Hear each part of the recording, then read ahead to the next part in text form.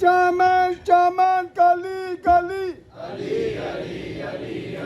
نگر نگر گلی گلی نعرہ حیدری. اعوذ باللہ من الشیطان الرجیم. بسم اللہ الرحمن الرحیم. الحمد للہ الذی لا یبلغ مدحتہ القائلون ولا یحصی نعماءہ العادون ولا یعدی حقہ المجتہدون الذی لیس لصفتہ حد محدود ولا نعت موجود ولا وقت معدود ولا اجل ممدود فطر الخلائق بقدرته ونشر الرياح برحمته. الصلاة والسلام على الرسول المسدد المصطفى العمجد المحمود الأحمد سيدنا ومولانا ومولى الكونين جد الحسن والحسين عاني أبا القاسم محمد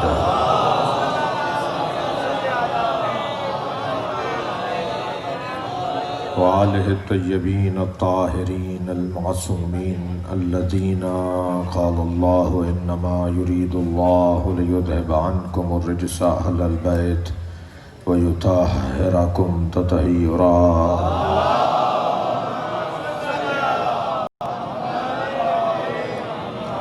ولعنۃ اللہ علی اعدائہم اجمعین من یوم عداوتہم الی قیام یوم الدین.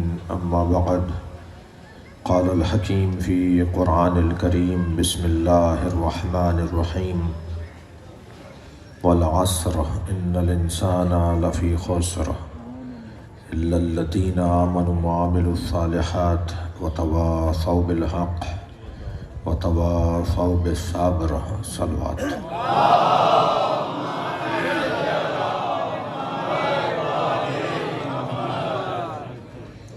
التماس ہے ایک سورہ فاتحہ 3 مرتبہ سورہ اخلاص. سوز خان، مدح خان ایک ادیب، ایک اچھا شہری، ایک اچھا انسان، ایک اچھا دوست، ایک اچھا رشتہ دار. سید کوثر علی جعفری، سید سروش حیدر، سید رئیس حیدر تقوی، سیدہ شجیہ زہرا، سید آصف رضا زیدی، سید ذوالفقار حسین، آپ سب کے مرحومین کے لیے رحم اللہ من قرأ الفاتحہ. بسم اللہ الرحمن الرحیم. الحمد للہ رب العالمین الرحمن الرحیم مالک یوم الدین ایاک نعبد و ایاک نستعین اهدنا الصراط المستقیم صراط الذین انعمت علیہم غیر المغضوب علیہم ولا الضالین. بسم اللہ الرحمن الرحیم. قل هو اللہ احد اللہ الصمد لم یلد ولم یولد ولم یکن له کفوا احد. بسم اللہ الرحمن الرحیم. قل هو اللہ احد اللہ الصمد لم یلد ولم یولد ولم یکن له کفوا احد. اللهم صل علی محمد وعلی محمد. صلوات پڑھیں گے.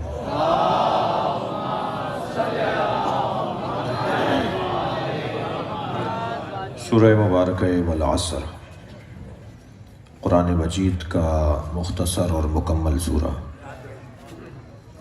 قرآن کا جامع سورہ، قرآن کا خلاصہ سورہ، قرآن کا تلخیص سورہ، قرآن کا جان سورہ. پورے قرآن کا اگر چند لفظوں میں، چند آیتوں میں خلاصہ مطلوب ہو تو وہ سورہ والعصر ہے. مشکل بات ہے مختصر بات کرنا.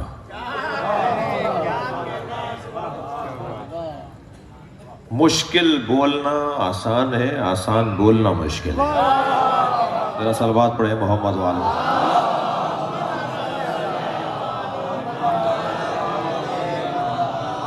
بہت لمبی گفتگو، بڑی طویل گفتگو. اگرچہ یہ بات بھی یہیں طے کر دیتے ہیں کہ اپنے بچوں اور جوانوں کے لیے بزرگوں کو میں اپنا سبق سناؤں، ان سے دعا لوں کہ ہر چیز کی تعریف ہے. مائک کی تعریف ہے، آپ کی تعریف ہے، اس ممبر کی تعریف ہے، تعریف کی بھی تعریف ہے. علم منطق میں تعریف کی بھی تعریف کی جاتی ہے. جامع الافراد اور مانع الاغیار ہونا چاہیے مولانا. تعریف کو جامع الافراد ہونا چاہیے، ایسا لفظ بولیں کہ جو تمام اس کے جو افراد ہیں وہ اس لفظ میں شامل ہوتے ہوں، ان جملوں میں ان کا خیال رکھا گیا ہو.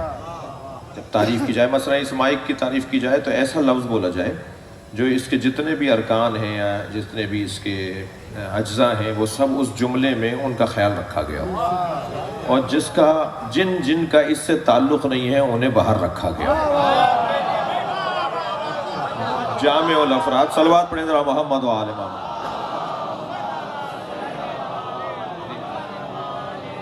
جامع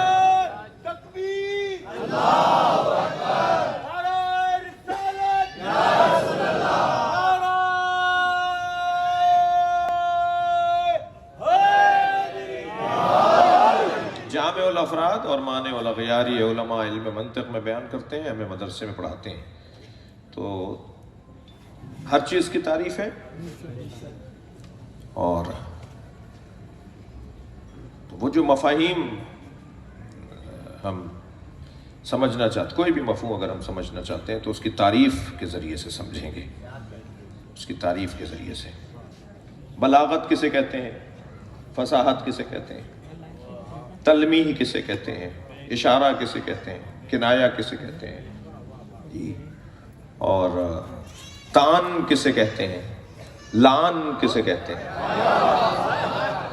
مدح کسے کہتے ہیں؟ شکر کسے کہتے ہیں؟ حمد کسے کہتے ہیں؟ یہ لغت، اور لغت سے متعلق ایک ایک لفظ کے اوپر پھر بحث ہوتی ہے، اور پھر فرق الفاظ کے اوپر بحث ہوتی ہے. لفظوں کے بھی فرقے ہیں، البتہ لفظوں کے فرقوں پر کوئی اعتراض نہیں ہوگا. ذرا صلوات پڑھیں نبی کی ذات پر.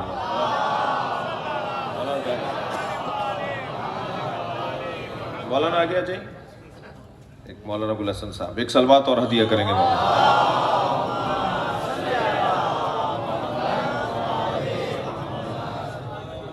اس سے بہتر اور بلند صلوات نبی صلی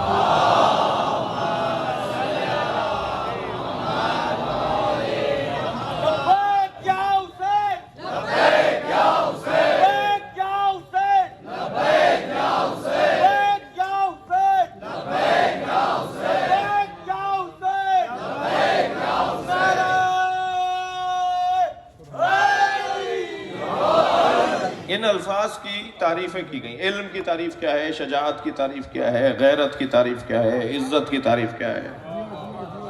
ان الفاظ کے اوپر ایسے ہی نہیں ہوگا جو میرے منہ میں آ جائے میں بول دوں. باقاعدہ طے شدہ ہے، یعنی علماء نے، اہل علم نے، اہل دقت نے، اہل معرفت نے طے کیا ہوا ہے. اچھا، یہ بھی مولانا حضرات کو سے دعا لینے کے لیے خاص طور پر اور عام طور پہ آپ سب سے یہ بھی کہہ دوں کہ ہر اسکول کی تعریف بھی علیحدہ ہے. مثلا علم کی تعریف جب منطقی کرے گا تو ایک تعریف کرے گا، علم کی تعریف جب کلامی کرے گا، علم کلام کا عالم کرے گا تو ایک اور کرے گا، علم کی تعریف جب عارف کرے گا تو وہ کچھ اور کرے گا. صرف بات روشن کرنے کے لیے اور اپنے مضمون کو آپ کے حوالے کرنے کے لیے بات کر رہا ہوں. علم کی تعریف جب علم کلامی کرے گا، عالم کلامی کرے گا، اور علم کلام کی روشنی میں علم کی تعریف ہوگی تو وہ کہے گا کہ اشیاء خارجی کا حواس خمسہ کے ذریعے جزو ذہن بننا علم ہے. حواس خمسہ کے ذریعے اشیاء خارجی کا جزو ذہن قرار پانا اسے علم کہا جاتا ہے. مثلا میں نے حواس خمسہ میں ایک حصہ میری باصرہ دیکھنے کی حص، ایک حصہ میری لامسہ لمس کرنے کی حص، ایک ہے سامعہ، ایک ہے ذائقہ، ایک ہے شامہ سونگھنے کی حص. یہ پانچوں حصوں میں سے کسی ایک حص کے ذریعے میں باہر کی کسی چیز کو اپنے دماغ میں اگر بٹھا لوں تو جو دماغ میں جا کر چیز بیٹھی ہے اسے علم کہا جاتا ہے. مثلا اپنی آنکھوں سے میں نے فرض کیجئے کوٹڑی کا ریلوے اسٹیشن دیکھا. اب میں دنیا کے کسی کونے میں بھی چلا جاؤں، وہ جو میں نے آنکھ سے دیکھ کر ذہن میں بٹھایا ہے، دنیا کے کسی کونے میں 20 سال 50 سال بعد بھی اس کی تصویر دکھائی جائے گی تو مجھ سے پوچھا جائے یہ کیا ہے تو میں کہوں گا کوٹری کا ریلوے اسٹیشن ہے۔ وہ میرے دماغ میں ریلوے اسٹیشن نہیں ہے، اس کا علم ہے۔ اس لیے کہ اگر مادی چیز دماغ میں ڈالی جائے تو وہ ہو نہیں سکتا، اسے جگہ چاہیے اتنی۔ جب شے خارجی معلومات بن جائے، جب شے خارجی معلومات بن جائے تو پھر یہ مجرد ہو جاتی ہے، جگہ نہیں گھرتی۔ کیٹو کا پہاڑ اگر میرے دماغ میں بیٹھا ہوا ہے تو پہاڑ نہیں بیٹھا، اس کا علم بیٹھا ہوا، ورنہ اتنی بڑی جگہ چاہیے نا، پھر اتنی بڑی جگہ کیسے ممکن ہے؟ تو علم جو ہے وہ جگہ نہیں گھرتا، علم مجرد چیز ہے۔ یہ جو میرے اور آپ کے دماغ میں معلومات ہے، اگر ہم اسے کاغذ پر اتارنا شروع کر دیں تو آپ کے میرے ذہن میں معلومات کاغذ پر اترے گی تو ایک لائبریری تیار ہو جائے گا جی، کیونکہ مادے پر اتر رہی ہے، جگہ گھیر رہی ہے، وہ چیز جگہ گھیر رہی ہے۔ مثلا علم کی تعریف، علم کلام والا جب تعریف کر رہا ہے تو وہ یہ تعریف کر رہا ہے، لیکن علم عرفان والا جب تعریف کر رہا ہے تو وہ ان باتوں کو علم مانتے ہی نہیں ہے۔ کیٹو کے پہاڑ کے بارے میں معلومات علم کیا ہوئی؟ کوٹڑی کے ریلوے اسٹیشن کا جاننا کون سا علم ہے جی؟ فلاں پھلوں کے بارے میں جاننا کون سا علم ہے؟ فلاں جانوروں کے بارے میں جاننا کون سا علم ہے؟ وہ جو کلام والا عالم ہے وہ تو انہیں علم بولتا ہے، مگر عارف انہیں علم نہیں بولتا۔ وہ کہتا ہے فضول وقت نہیں لگاؤ، اپنے وقت کو ضائع نہیں کرو، یہ علم ہی نہیں ہے۔ عارف کہتا ہے العلم نور یقذف فی قلبہ من یشاء، اللہ جس کے دل میں نور ڈال دے اسے علم کہا جاتا ہے۔ قلب کے اندر اگر نور آ جائے تو یہ علم ہے، لہذا وہ ہاتھ دستخط کرنے کی صلاحیت نہیں رکھتا، لکھنا پڑھنا نہیں جانتا، اور ہو سکتا ہے عالم ہو، وہ عالم ہو جسے پڑھنا نہیں آتا، وہ عالم ہو جسے لکھنا نہیں آتا۔ مولانا یہ کیسے ممکن ہے؟ کوئی عالم ہو اور لکھنا نہیں آتا، کوئی عالم ہو اسے پڑھنا نہیں آتا؟ تو وہ عرفا کہتے ہیں کہ علم کا مطلب لکھنا پڑھنا نہیں ہے۔ یہ ذخیرہ معلومات کو تم علم کیوں بولتے ہو؟ عرفا کی زبان میں ذخیرہ معلومات کو علم نہیں کہا جائے گا، وہ تو کمپیوٹر کے پاس سب سے زیادہ ہے۔ معلومات کا ذخیرہ کرنا علم نہیں ہے، اس علم پر عمل کرنا علم ہے۔ لہذا عرفا اسے عالم ہی نہیں مانتے جو عامل نہ ہو، جو عمل نہیں کرتا، جو عمل پیرا نہیں ہے، اسے وہ عالم نہیں مانتے۔ تو یہ تو صحیح ہے کہ کسی اسکول میں، کسی سوچ میں اور کسی علم میں علم کی تعریف کچھ اور ہو اور کسی اور کے علم کی تعریف کچھ اور ہو، لیکن تعریف ہے، ہر چیز کی تعریف ہے۔ فصاحت کی تعریف کیا ہے؟ بلاغت کی تعریف کیا ہے؟ نہ لمبا خطاب خلاف فصاحت ہے، نہ مختصر گفتگو عین بلاغت ہے۔ بھائی بہت لمبا خطاب کیا، فصاحت و بلاغت کے خلاف بات ہے، اتنی لمبی بات نہیں ہونی چاہیے۔ بھائی 2 منٹ کے لیے ممبر پر گئے اور 2 منٹ میں اتر کر آ گئے، اتنی مختصر خطاب اور گفتگو تو نہیں ہوتی۔ نہ یہ کہنا غلط ہے، صحیح ہے، نہ وہ کہنا صحیح ہے۔ یہ قاعدہ ہی نہیں ہے کہ لمبا خطاب ہوگا تو فصاحت کے خلاف ہے، مختصر ہوگا تو فصاحت کے مطابق ہے، نہیں۔ فصاحت و بلاغت کی تعریف ہے۔ فصاحت کا تعلق ہے الفاظ کے چناؤ سے۔ حضرت موسیٰ کاظم کو میں چاہوں گا توجہ ان کی، توجہ چاہوں گا۔ فصاحت الفاظ کے چناؤ کو، الفاظ کے انتخاب کو، جب ادیب کامیاب ہو جائے الفاظ کے انتخاب میں اور الفاظ کے چناؤ میں تو پھر وہ کہتے ہیں یہ فصیح ہے۔ مگر الفاظ کا برتنا، کہاں کون سا لفظ استعمال ہوگا، یہ ہے بلاغت۔ تمہارے دماغ میں الفاظ تو بہت ہیں مگر یہ نہیں جانتے کہاں کیا بولا جاتا ہے۔ اگر یہ جان لے، یہ سمجھ لے تو اسے بلاغت کہا جائے گا۔ دقت چاہوں گا، مثلا دسترخوان لگا ہوا ہے، آپ نے اپنے مہمان سے کہا کہ تناول فرمائیے، ذرا اس سے بھی اپنے دہن کو خوش ذائقہ فرمائیے، اس کو بھی میل فرمائیے۔ بھائی یہ بھی آپ کی توجہ کو دیکھ رہا ہے، یہ بھی آپ کے التفات کا محتاج ہے۔ صلوات پڑھیں ذرا محمد و آل محمد۔ تو الفاظ تو بڑے بہترین استعمال ہو رہے ہیں، فصاحت کے مطابق ہیں، مگر یہی الفاظ ماہ مبارک رمضان میں دوپہر کے 2 بجے دسترخوان لگا کر استعمال کیے جائیں تو فصاحت تو ہے، بلاغت نہیں ہے۔ اب روشن ہوا کہ سید رضی نے نہج البلاغہ کا نام نہج الفصاحت کیوں نہیں رکھا، نہج البلاغت کیوں رکھا؟ وہ بتانا چاہتے ہیں علی بتائے گا کہ لفظ کہاں استعمال ہوتے ہیں۔ صلوات پڑھیں گے محمد و آل محمد۔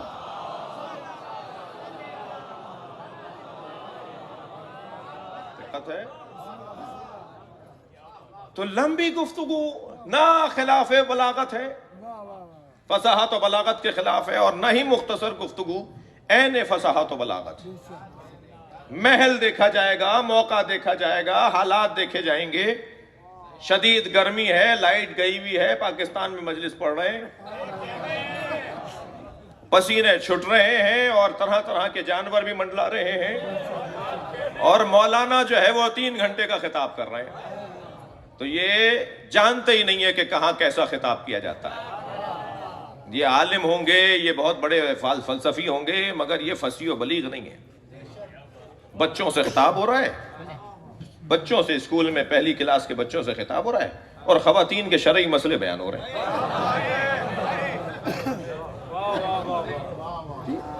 تو یہ عالم تو ہے، مسئلے جانتے ہیں، مسئلے جانتے ہیں، مگر کون سا مسئلہ کہاں بیان کیا جائے یہ نہیں جانتے ہیں۔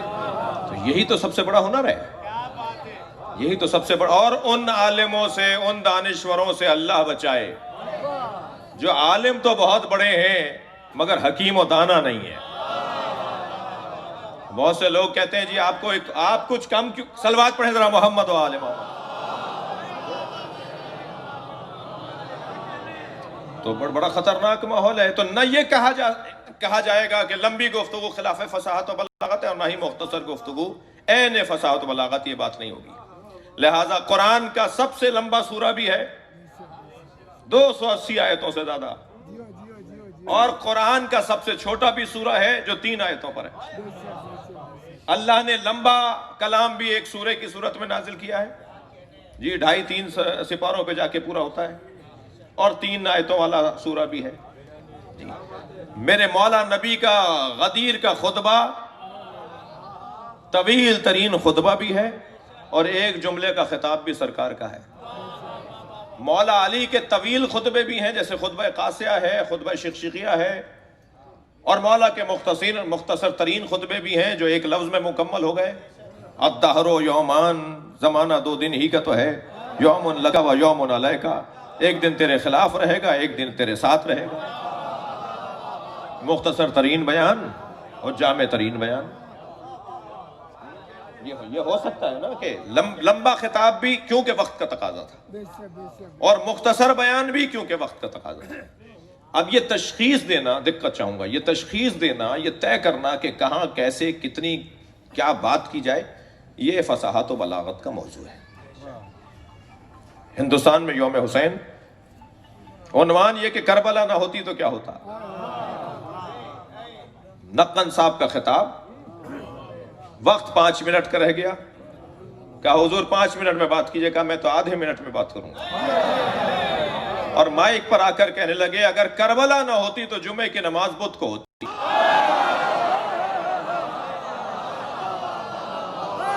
صلوات پڑھیں گے محمد و آل محمد۔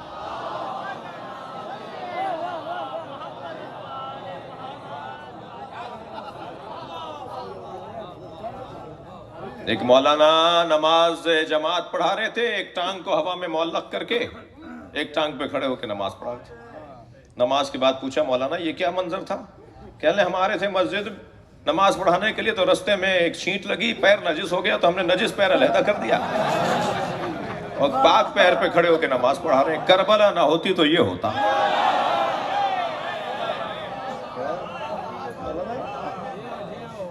ایک زندہ کو باندھ کر لٹایا ہوا مسحری میں، 40 نماز جنازہ پڑھنے آئے ہوئے ہیں، اور مولانا ابھی تکبیروں پہ تکبیریں پڑھ رہے ہیں، اور وہ پکار کے کہہ رہا ہے میں زندہ ہوں، میں زندہ ہوں، اور مولانا نے پورا جنازہ پڑھا دیا۔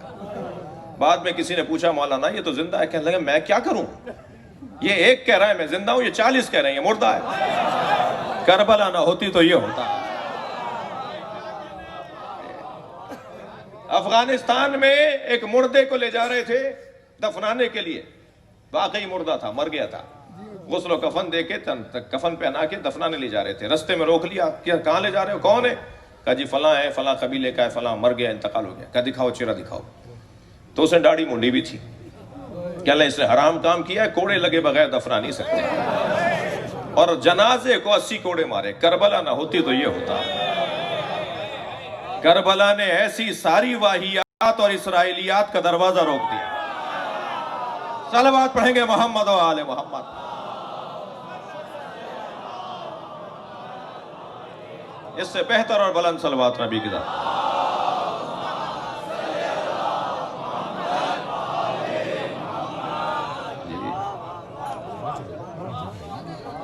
تو مختصر ترین بات اور طویل ترین بات دونوں تقاضے کے مطابق. مجھ سے اگر کوئی کہے کہ جی پورے قرآن کا خلاصہ بیان کیجئے, تھکے تو نہیں؟ سب بسم اللہ بولیں. پورے قرآن کا خلاصہ بیان کریں, 6000 آیات میں روح اور جان قرآن کیا ہے, تو میں سورہ والعصر پڑھوں گا. والعصر پورے قرآن کا خلاصہ ہے. میری خواہش ہوگی اور کر رہا ہوں, یہ خواہش بار بار کر رہا ہوں کہ بعض سورے, بعض آیتیں قرآن مجید کی ایسی ہیں جنہیں فریم کروا کے لگوانے کی ضرورت ہے تاکہ ہمارے رویے تبدیل ہوں. عزیزان گرامی, اگر ان مجلسوں اور اس ممبر کے ذریعے سے قوم کے رویے نہ بدل پائے تو رسم ضرور ہوگی, عبادت نہیں ہوگی. ہمیں اپنے قوم کے رویے بدلنے, اپنے رویے سب سے پہلے بدلنے. میرا رویہ اگر اچھا ہو جائے, میرا طریقہ اگر اچھا ہو جائے, سارا مسئلہ ہی رویوں کا ہے. سارا مسئلہ ہی رویوں کا ہے. حلیے اور رویے, حلیے اس لیے اپنائے گئے تھے کہ رویے اچھے ہو جائے. مسلمان ہولیوں میں ہی گم ہو گیا اور اتنا اسیر ہو گیا ہولیوں کا جی کہ وہ اصلی بات تک پہنچے ہی نہیں. اسلام چاہتا ہے کہ اپنے رویے بہتر کرو, اپنے رویوں کو اچھا کرو.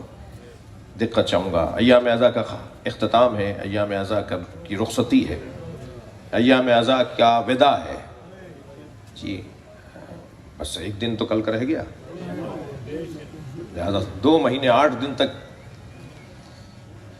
کیا پایا, کھویا تو کچھ نہیں انشاءاللہ, لیکن کیا پایا اس کے اوپر غور آج اور کل ہی کرنا چاہیے. اس لیے کہ آخر میں ہی حساب و کتاب ہوتا ہے. اور خبردار کوئی اور حساب کرنے کی جرات نہ کرے. ہر شخص کو خود حساب کرنا ہے. کتنی مجلسوں میں شرکت کی, 2 مہینے 8 دنوں میں 60 اور 8, کم سے کم ایک دن میں ایک مجلس تو ہونی چاہیے تھی. تو اگر ایک دن میں ایک مجلس نہیں ہوئی ہے, 68 مجلس سے میں نے نہیں کی ہیں, تو پھر سمجھوں کہ میں کچھ کمزور رہا. پھر دوسرا پہلو یہ کہ نہیں, میں نے 68 مجلسوں میں تو شرکت کی مگر 68 باتیں بھی یاد نہیں ہیں. تھکے تو نہیں ہیں, 68 باتیں بھی میرے ذہن میں نہیں آئیں, 68 مسئلے بھی میرے حل نہیں ہوئے, تو پھر طے کروں کہ مجھے اور بہتر ہونا چاہیے. میں نے کچھ اپنے بت بنائے ہوئے تھے جنہیں لفظ بدل کے کہوں تو کچھ عادتوں کا اسیر تھا. بت کسی صنم کو نہیں کہتے, بت پرستی صنم پرستی کو نہیں کہتے, عادت پرستی کو کہتے. بھائی تھوڑی دیر اگر آپ کو برا بھی لگے تو بولوں گا میں, مجھے معاف کریں گے. صنم پرستی کسی بت کے آگے, کسی صنم کے آگے, کسی مورتی کے آگے جھکنے کو اور خم و راست ہونے کو نہیں کہتے, بلکہ صنم پرستی عادتوں کی پرستش ہے. عادت ہی نہیں چھٹ رہی,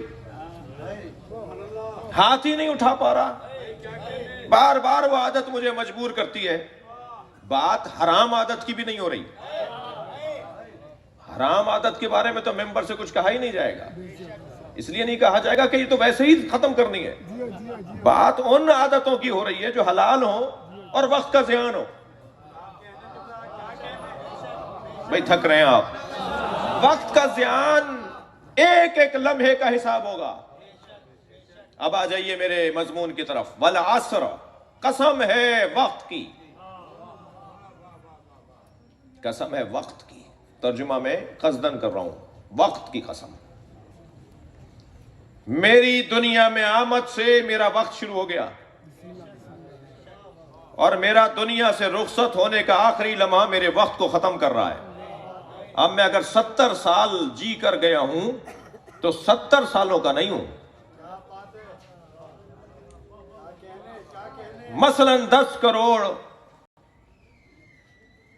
ثانیے، 5 لاکھ دن، اتنے ہزار گھنٹے، اتنے 100 منٹ، میں تو کروڑوں لمحات گزار کر گیا ہوں. کروڑوں کو میں 70 میں کیوں تول رہا ہوں؟ کروڑوں لمحہ حساب دینا ہے مجھے، کروڑوں لمحوں کا.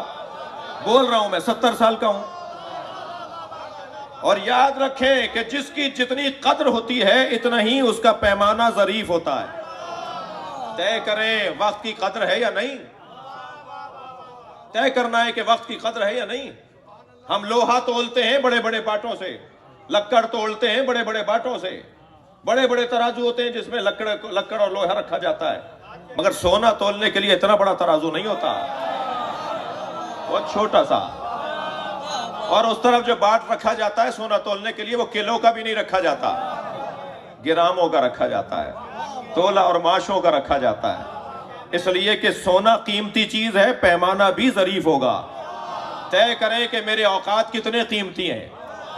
اگر میرے اوقات قیمتی ہیں تو ثانیوں میں مجھے تولنا ہوگا، سالوں میں نہیں تولنا ہوگا. بھائی صلوات پڑھیں محمد و آل محمد پر.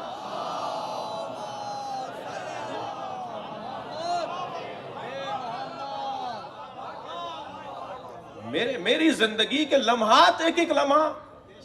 اگر میری بات اب تک بھی بچوں پر واضح نہیں ہوئی تو مثال دے رہا ہوں. نہ کہنے میں کتنی دیر لگی؟ 1 سیکنڈ. نہ، لا، نہیں کرتا، نہیں مانتا، ایک لمحہ لگا نا. اب قیامت تک وہ لمحہ حسین کا ہماری امامت کرے گا.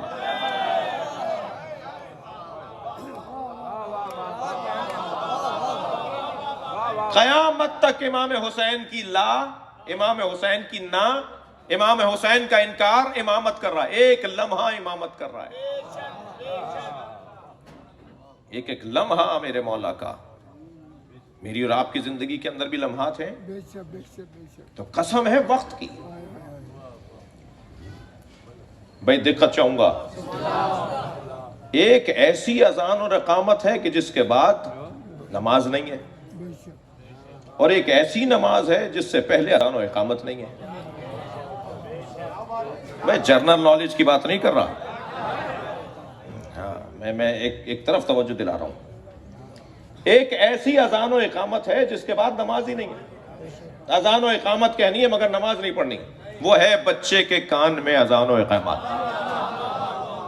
ابھی بچہ دنیا میں آیا، تھکے تو نہیں ہے، تھوڑی گردن ہلائیے. بچہ دنیا میں آیا، آتے کے ساتھ ہی اس کے کان میں اذان کہی، اقامت کہی، نماز ہی نہیں پڑھنی. اور ایک ایسی نماز ہے جس سے پہلے اذان و اقامت نہیں ہے، وہ ہے جنازے کی نماز. تو یاد رکھو اذان و اقامت جو کہی گئی تھی اس کی نماز اب پڑھ رہے ہوتا ہوں.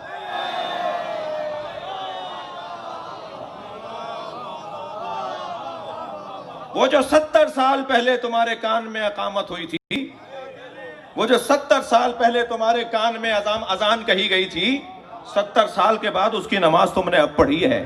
تو اذان اور اقامت اور نماز کے درمیان بغیر طہارت کے کیسے رہے؟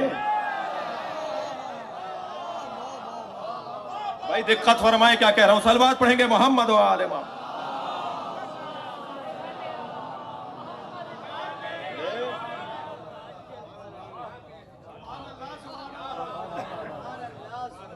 میرے مولا علی سے پوچھا، یا علی نماز میں قیام 1، رکوع 1، سجدے 2 کیوں ہیں؟ ہر رکعت کے اندر قیام، رکوع 1 سجدے 2. میرے مولا نے فرمایا تم نے قرآن کی آیت نہیں پڑھی، منہا خلقناکم، اسی مٹی سے بنے ہو، وفیہا نعیدکم، اسی مٹی میں جاؤ گے. پہلا سجدہ تمہاری ولادت کی یاد دلا رہا ہے، دوسرا سجدہ تمہاری موت کی یاد دلا رہا ہے۔ اگر توجہ کر لیں تو جملہ کہوں، دو سجدوں کے درمیان قیام کو ہی تو زندگی کہتے ہیں۔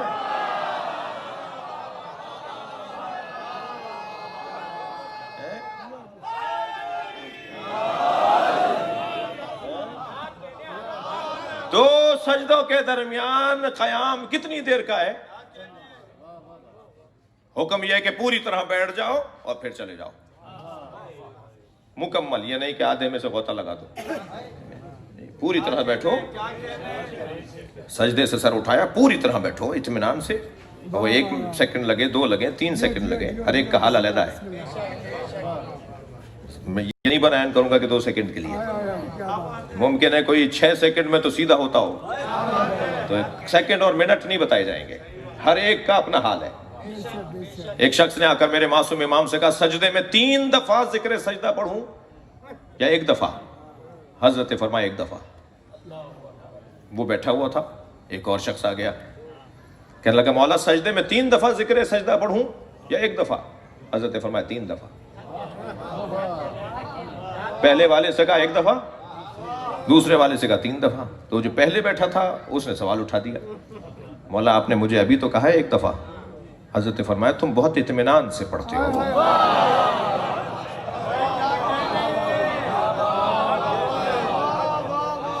اور جسے میں نے کہا 3 دفعہ وہ بہت جلدی میں رہتا ہے، تو وہ جلدی والا 3 دفعہ پڑھے گا تو 1 دفعہ ٹھیک ہو جائے گا۔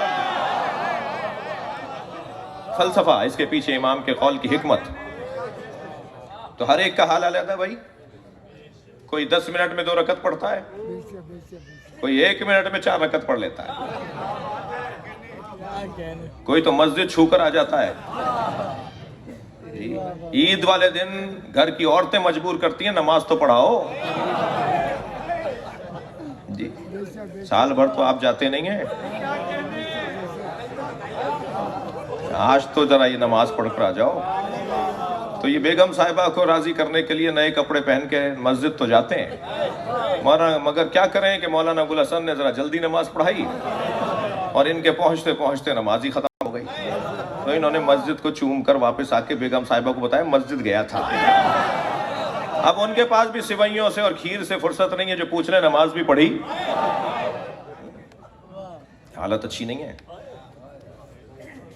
ہر ایک کا حال علیحدہ ہے، ہر ایک کے مسئلے علیحدہ ہیں۔ کسی کو نماز میں مزہ ہی نہیں آتا جی، جیسے شوگر کے بیمار کو حلوے میں مزہ نہیں آتا۔ سادہ زبان میں بات کر رہا ہوں۔ اور کوئی 2 رکعت نماز ایک رات میں پوری کرتا ہے۔ اللہ آپ کو امام رضا کی زیارت کا شرف عطا کرے۔ جب آپ جائیں نا صحن طلا سے اور صحن حاجت سے، وہ جو جہاں مریضوں کو باندھا جاتا ہے، اس صحن کو کیا کہتے ہیں؟ صحن شفا۔ صحن طلا بھی ہے، صحن طلائی بھی ہے، وہ سب سے پہلا صحن ہے جس میں سونا لگا تھا۔ صحن طلائی بھی ہے، صحن شفا بھی ہے، صحن شفا زیادہ مشہور ہے۔ صحن شفا میں جب آپ جائیں گے نا تبرسی کی طرف سے جب آئیں گے، یعنی اس کے اصلی دروازے سے آئیں گے، دائیں بائیں والے دروازوں سے، صحنوں سے ہوتے ہوئے نہیں آئے، اصلی دروازے سے جب آئیں گے تو اس دروازے میں جہاں صحن شروع ہوتا ہے، الٹے ہاتھ جو گیٹ ہے، گیٹ کے جو پلرز ہیں اس کے الٹے ہاتھ، آپ اندر آ رہے ہیں، الٹے ہاتھ پر پلر کے نیچے، اس پلر کے ساتھ حضرت آیت اللہ نخدکی کی قبر ہے۔ نخدکی، نخد کہتے ہیں چنے کو، نخدکی فیملی نام ہے ان کی قبر۔ عارف عالم دین، ایک اللہ کا عارف عالم دین، ایک ان کا معتقد کہتا ہے کہ میں حرم امام رضا میں اول شب میں داخل ہوا تو میں نے دیکھا کہ وہ حالت رکوع میں ہے، صحن میں۔ میں اندر گیا ذری پر تو وہ صحن میں نماز پڑھ رہے تھے اور حالت رکوع میں تھے۔ کہا فجر سے کچھ پہلے مجھے حاجت ہوئی اور تجدید وضو کے لیے میں باہر آیا تو دیکھا کہ شدید برف باری ہے، اور اتنی برف برسی ہے ان 4 گھنٹوں میں جو اندر تھے، وہ اتنی برف برسی کہ کوئی جگہ برف سے خالی نہیں تھی۔ کہنے لگے میں گزر رہا تھا تو ایک ٹیلا بھی برف کا بنا ہوا تھا، ایک برف کا ٹیلا بنا ہوا تھا۔ کہنے لگے برابر سے گزرا تو ذکر رکوع کی آواز آ رہی تھی، رکوع کے ذکر کی آواز آ رہی تھی، اور میں نے جب متوجہ ہو کے دیکھا تو آیت اللہ نخود کی 4 گھنٹے سے رکوع میں تھے، اور یہ کیفیت تھی رکوع کی کہ برف ان پہ جم چکی تھی. یہ تو ایک عالم، ایک عارف کی بات کر رہا ہوں، علی کی بات نہیں کر رہا، کہ اگر زانو سے تیر نکال لیا جائے تو پتہ ہی نہ چلے. صلوات پڑھیں محمد و آل محمد پر.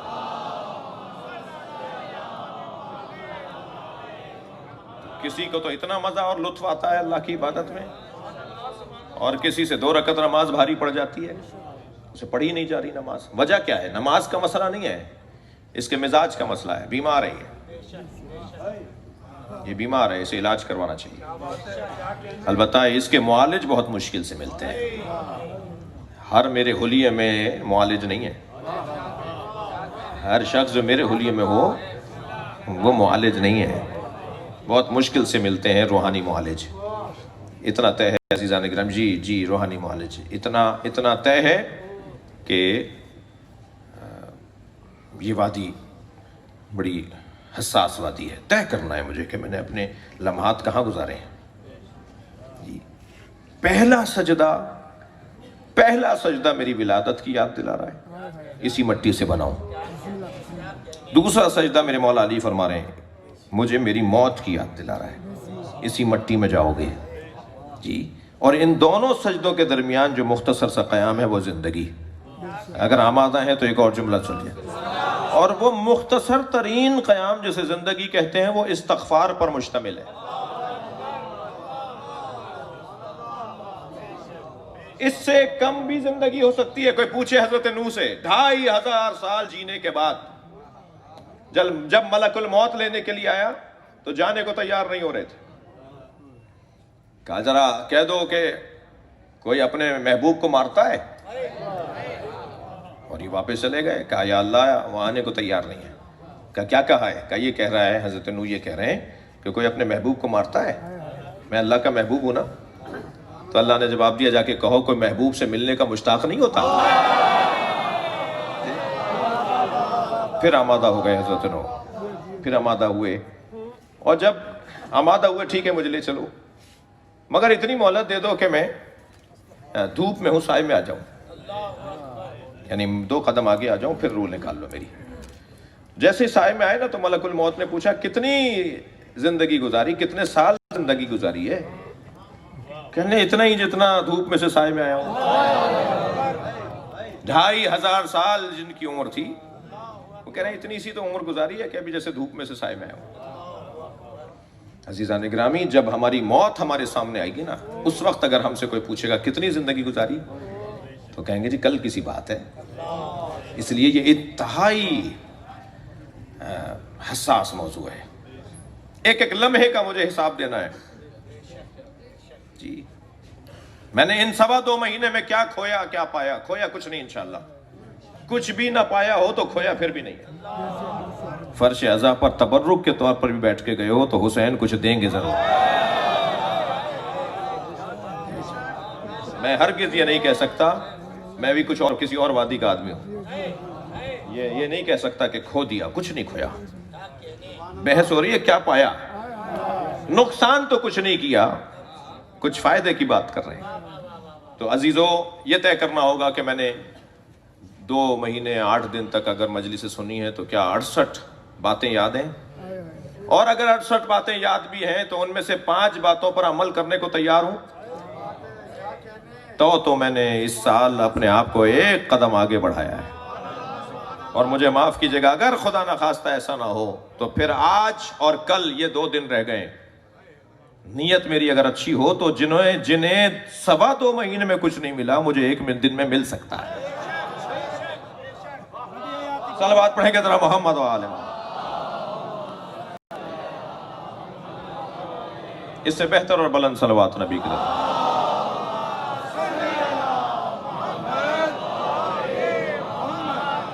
والعصر قسم ہے وقت کی. میری زندگی کا وقت جاری ہے اور اس کو ایک کو مجھے ایک لمحے کا حساب دینا ہے. اب اللہ جو قسم کھا رہا ہے وہ وقت کی قسم کھا رہا ہے، مگر میرے وقت کی قسم تو نہیں کھا رہا. میری زندگی کا میں ہوں ہی نہیں. بہت سے لوگوں کو غلط فہمی ہے کہ وہ ہیں. ہم ہیں ہی نہیں بھئی، ہمارا وجود ہی نہیں ہے. جس کا ہونا نہ ہونا برابر ہو وہ ہے کہاں؟ جس کا ہونا نہ ہونا برابر ہو وہ ہے کہاں؟ ہے تو وہ جس کا ہونا واجب ہو، اور جس کا ہونا واجب ہے وہ اللہ کے علاوہ کوئی اور نہیں ہے، وہ واجب الوجود۔ صلوات پڑھیں ذرا محمد و آل محمد۔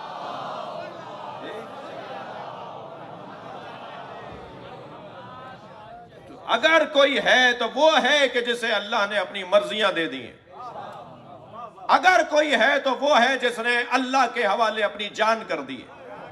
اگر ہم چاہتے ہیں کہ ہماری کوئی حیثیت ہو جائے اور ہم ہوں، ہم وجود تصور کیے جائیں، تو ہمیں وہی روش لینی ہوگی جو علی مولا نے لی ہے۔ مولا علی نے اپنے حساب سے یہ روش لی ہے کہ اپنا سب کچھ اللہ کے حوالے کر دیا، اور ہر شخص اپنے حساب سے ہی دے گا نا۔ یہ بچہ آپ کو کیا دے سکتا ہے؟ اس کی جیب میں تو 10 روپے تھے، اس نے آپ کو 10 روپے دے دیے، اس کے پاس تو تھے ہی 10 روپے۔ ایک آدمی جس کی 3 لاکھ روپے تنخواہ ہے، اگر وہ 3 لاکھ دے دے تو اس نے سب کچھ دے دیا۔ ایک بچہ جس کے پاس تھے ہی 10 روپے، اس نے 10 روپے دے دیے تو سب کچھ دے دیا۔ حسین اور مولا علی کی جو جان کی قیمت ہے وہ کوئی اللہ سے پوچھے، جو علی کے پاس تھا سب دے دیا، تو جو اللہ کے پاس ہوگا سب دے گا۔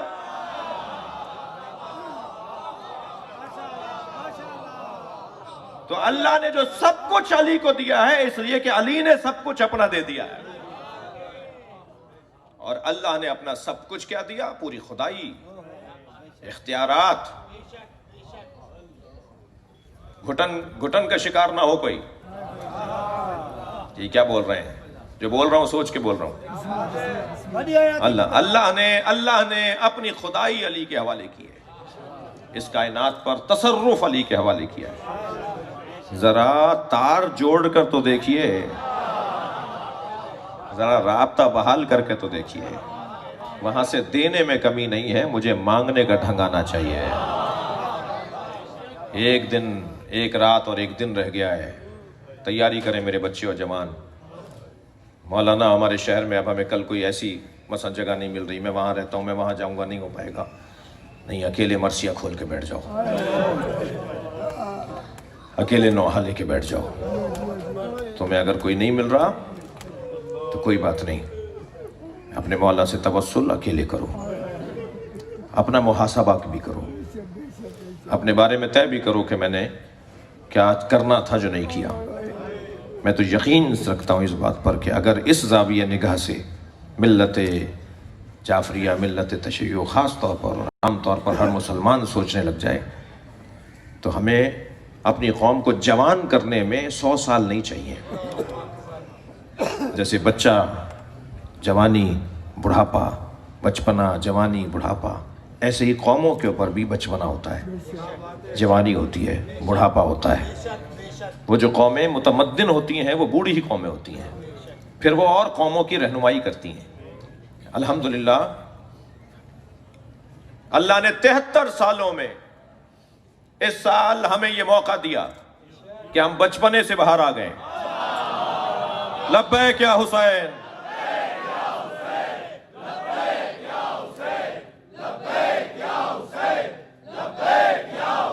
بلند تر صلوات پڑھیں گے محمد و آل محمد۔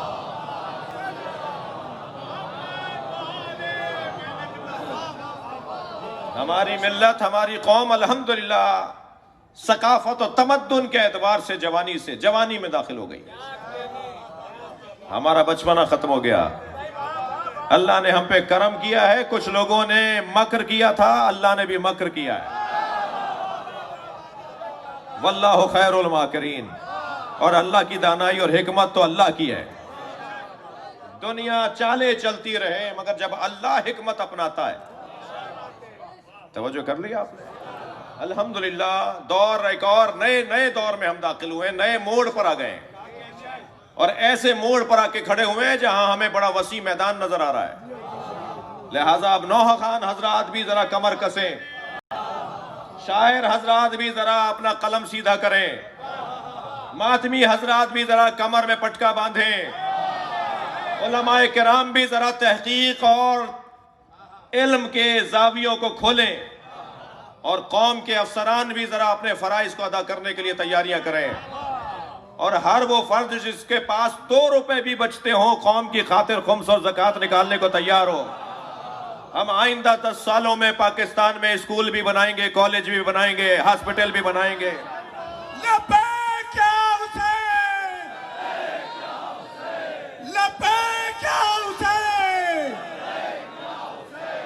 لبیک یا حسین، بر محمد وآل محمد صلوات۔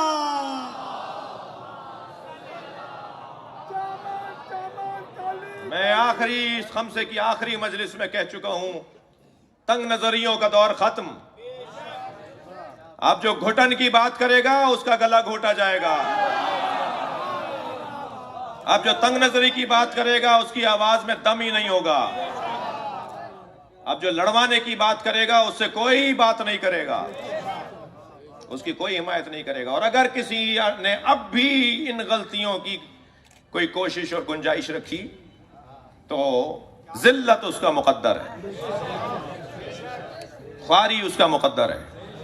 ختم کیجئے تنگ نظریوں کو، دور ختم ہو گیا کہ وہ انجمن اور یہ انجمن۔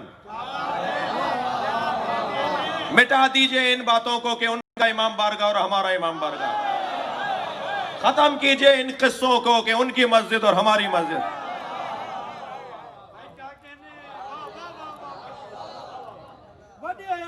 ریاست صرف حسین کی رہے، یہ امام بارگاہ کے صدر کی ریاست ختم ہونی چاہیے، یہ نوکر بن کے رہے، رئیس بن کے نہ رہے، یہ حسین کے مہمانوں کا خادم بن کے رہے۔ ہے امام بارگاہ کا، مسجد کا، مدرسے کا ذمہ دار بھائی مہدی حسین، یہ ہے امام بارگاہ کا، مسجد کا اور مدرسے کا ذمہ دار؟ لگتا ایسا ہے جیسے یہ مملکت کے سربراہ ہوں، گردنی اس کی سیدھی نہیں ہوتی، بات ہی سیدھے منہ نہیں کرتا۔ میں مجلس حیدرآباد میں پڑھ رہا ہوں مگر حیدرآباد کے لیے نہیں پڑھ رہا۔ صلوات پڑھیں گے محمد و آل محمد۔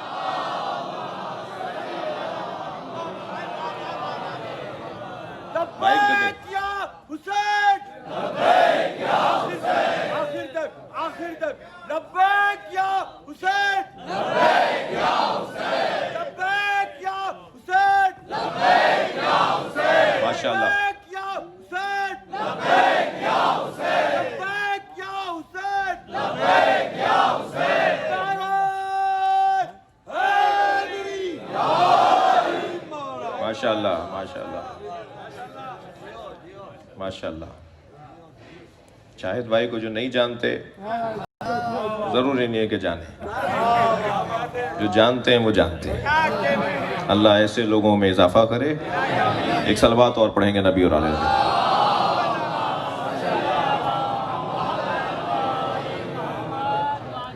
توجہ کر لیا آپ نے؟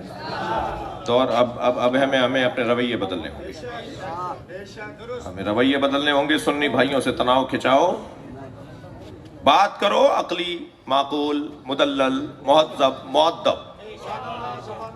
ہم مقدسات اہل سنت کی توہین کرنا حرام سمجھتے ہیں، مگر فدق کا قصہ پڑھیں گے، غدیر بیان ہوگی، مولا علی کی افضلیت بیان ہوگی، اور اب اور اہتمام اور انتظام سے ہوگی۔ اسی طرح ہر طبقہ فکر کو اپنے رویوں کو بہتر کرنا ہے۔ دور تبدیل ہوا ہے۔ یہ کورونا وائرس کی جو ویکسینیشن ہے نا، اسے تحمل مزاجی کہا جاتا ہے۔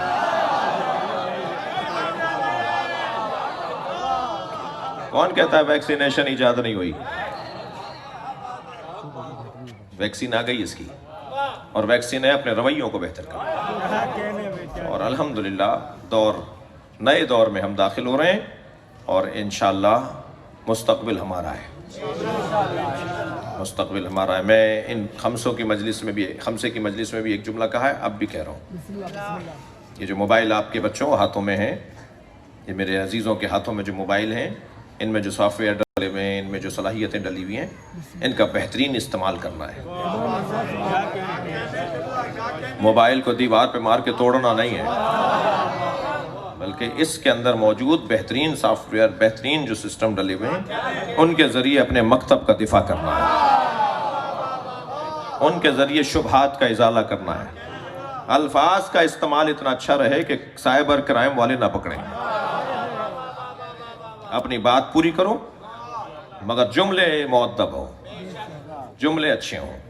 پھر آپ دیکھیے گا کہ صرف ممبر اور محراب کا کام نہیں رہے گا.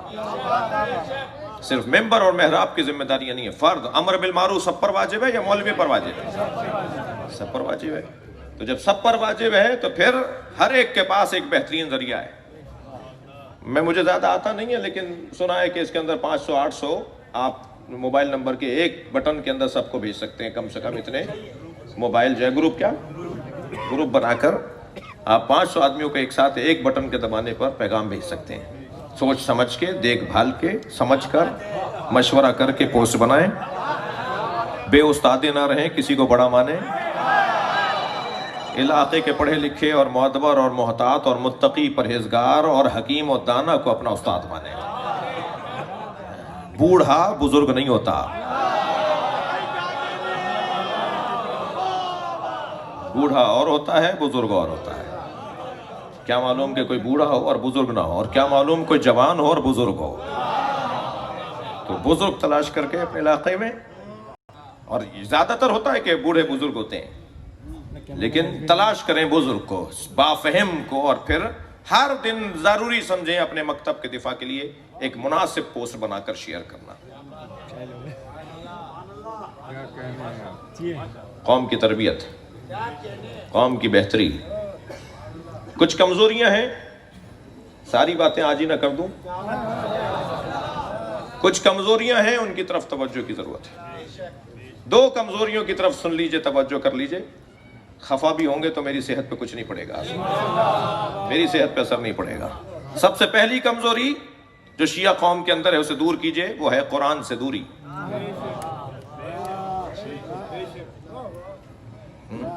آج بہترین زوم کے ذریعے کیا کیا، بچوں نام بتاؤ مجھے، کیا کیا سسٹم ہے زوم کے ذریعے، اور صاحب مختلف پروگراموں کے ذریعے سے آپ دنیا کے اس کونے میں قاری قرآن کلاس لے رہے ہیں. آپ اپنے گھر میں لیپ ٹاپ، اپنا موبائل لگا کر آن لائن کلاسیں لے سکتے ہیں. مولانا نہیں مل رہے، قاری قرآن نہیں مل رہے. مولانا مل بھی رہے تو ان کی بھی ہمیں نہیں پتا کیا پڑھتے ہیں. تو یہ ساری شکایتیں ختم، یہ ساری شکایتیں ختم. پھر کہہ رہا ہوں میں حیدرآباد کے لیے نہیں پڑھ رہا، کہیں ضمیر پلٹ نہیں جائے. ایک مطلق بات ہو رہی ہے. تو آج تو بہت آسان ہو گیا ہے، اس سافٹ ویئر کے ذریعے سے قرآن پڑھیں گے. اب ہماری قوم کا بوڑھا بھی نہیں ملے گا جسے قرآن پڑھنا نہ آتا ہو. طے کریں گے کہ ہمیں ان آئندہ 3 مہینوں میں قرآن پڑھنا ہے. آسان ہو گیا ہے قرآن پڑھنا، سیکھنا آسان ہو گیا ہے. ایک کمزوری دوسری سنا دوں، مسجدوں میں رونق بڑھانی. مسجدوں میں رونق بڑھانی. میرے گھر میں مجمع نہیں لگنا چاہیے، اللہ کے گھر میں مجمع لگنا. جگہ تنگ پڑے، مولانا پریشان ہو جائے، صفحے کم پڑھ رہی ہیں، انتظامیہ چندہ مانگے کہ مسجد کو بڑھانا ہے، اس لیے کہ مسجد چھوٹی پڑ رہی ہے. یہ 2 کمزوریاں آئندہ چند مہینوں کے لیے میں ان بچوں کو پیغام دے رہا ہوں. بڑے مجھ سے خفا نہ ہوں، اور وہ خفا ہوں گے بھی نہیں، اس لیے کہ وہ جاتے ہیں مسجد. اور کیا حسن آ جائے کہ اگر علی اکبر پہ رونے والا، حضرت قاسم پہ رونے والا، اگر ان مجلسوں میں یہ خیال بھی رہے کہ نہیں معلوم آئندہ سال یہ مجلس ہمیں نصیب ہوگی یا نہیں ہوگی، لہذا جسے رونا آ رہا ہے اپنی آواز کو آزاد کرے، اور میرے جملوں پہ نہ جائیں، تصور پہ جائیں. میرے پاس تو الفاظ نہیں ہے کہ جو میں حق ادا کر سکوں، مگر آپ کا ذہن تو جا سکتا ہے نا وہاں جہاں میں جانا چاہ رہا ہوں. امام موسیٰ کاظم علیہ السلام آدھی سے زیادہ زندگی زندان میں گزارتی. ہارون رشید کے دربار میں روزانہ محفل طرب، محفل غزل لگتی تھی. کسی نے کہا کہ آج ہم نے ابو العطا کو ہم نے بغداد میں دیکھا ہے. ابو العطا بہت بڑا نام، بہت بڑا شاعر، بہت بڑا ادیب اس وقت کا. کہنے لگا وہ تو مدینے کا رہنے والا ہے.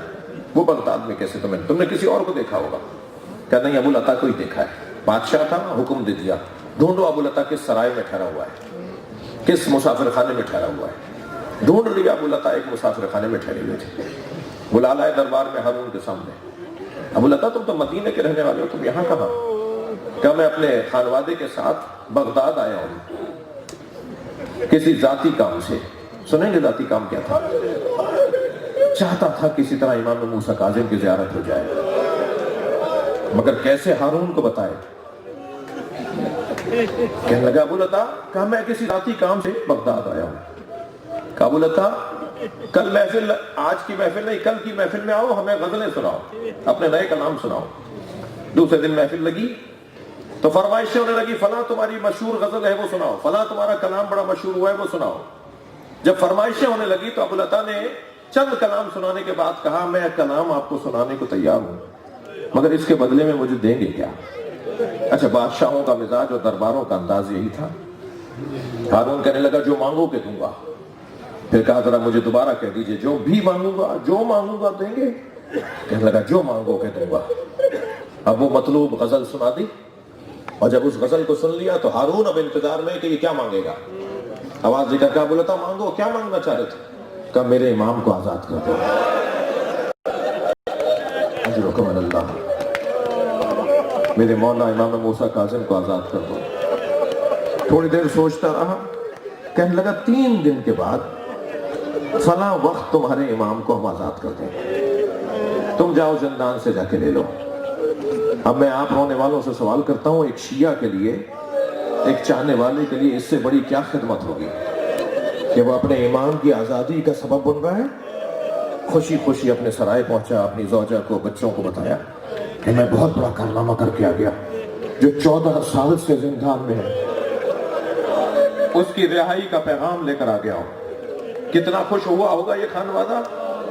جب وہ وقت مقررہ آیا تو زندان کے دروازے پہ جا کے بیٹھ گئے، اور قیدیوں کو لے جایا جا رہا تھا، دروازہ کھلا تھا، قیدیوں کو چھوڑا جاتا تھا، دروازہ کھلتا تھا، اور ہر دفعہ دروازہ کھلنے پر ان کی نگاہ دروازے پر ہوتی تھی کہ اب ہمارا امام آئے گا۔ جب سارا دن گزر گیا اور غروب میں کچھ وقت رہ گیا تو ایک مرتبہ دروازہ کھلا تو پوچھا میرے امام کو کب رہا کرو گے؟ کہا تم کون ہو؟ کہا میں فلاں ہوں۔ کہا کچھ دیر اور رکو، تمہارے امام کو آزاد کر رہے ہیں۔ اب کتنی اور خوشی میں اضافہ ہوا ہوگا۔ دروازے کی طرف نگاہیں جما کے بیٹھے ہیں، دروازہ کھلا، ایک تختے پہ میت ہے اور آوازیں دی جا رہی ہیں، ھذا امام الرفضہ، اجرکم اللہ، اجرکم اللہ، یہ شیعوں کا امام ہے، ہم نے اسے آزاد کر دیا ہے۔ اجرکم اللہ۔ اہل بیت کی تاریخ تو دیکھیے، امام رضا جب مدینے سے رخصت ہو رہے تو فرما رہے مجھ پہ نوحہ پڑھو، جب خراسان میں میرا جنازہ اٹھے گا تو بہنیں نہیں ہوں گی، میرے بھائی میری میت میں نہیں ہوں گے، مجھے غربت میں دفنایا جائے گا۔ امام محمد تقی زہر دے کر میرے مولا کو مار دیا۔ امام علی نقی، اللہ اکبر، متوکل نے خود گھوڑے پر بیٹھ کر امام کو پیدل چلایا، سارے شہر کو دکھایا میں شیعوں کے امام کو کس طرح۔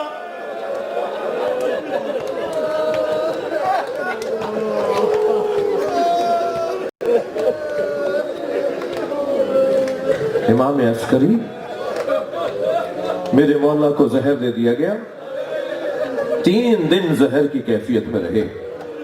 رونے آئے نا آپ۔ پہلے دن امام اپنے گھر کے صحن میں ٹہلتے رہے، دوسرے دن ٹہلا نہیں جا رہا تھا، کبھی اٹھتے تھے کبھی بیٹھ جاتے تھے۔ تیسرے دن امام سے ہلا نہیں جا رہا تھا، اور تیسرے دن جب امام کی شہادت ہوئی ہے عزادارو، تو امام کا جنازہ غسل و کفن دیکھے بڑی شان سے، مجمع بہت تھا، مگر غربت ایسی تھی کہ امام کے وارث 5 سال کی عمر میں، جنازہ آمادہ ہے، جعفر نماز پڑھانے کے لیے آگے آ گئے ہیں کہ ایک مرتبہ دروازہ کھلا، امام زمانہ باہر آئے اور کہا چچا پیچھے ہٹیے میں نماز پڑھاؤں۔